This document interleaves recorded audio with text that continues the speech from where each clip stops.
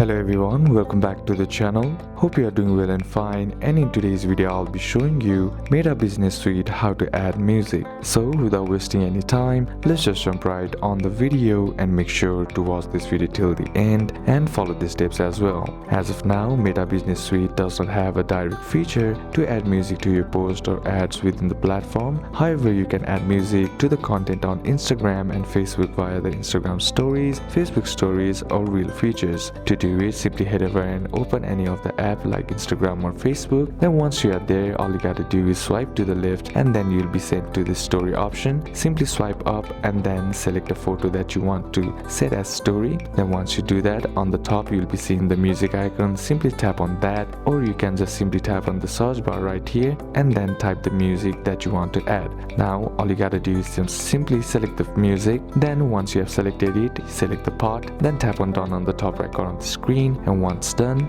you will be successfully able to add music to your story. So these are a couple of steps that you can apply, and that's it for today's video guys. Hope this video was useful to you. Leave a like if it did, comment down any questions that you have, and see you soon on the next one.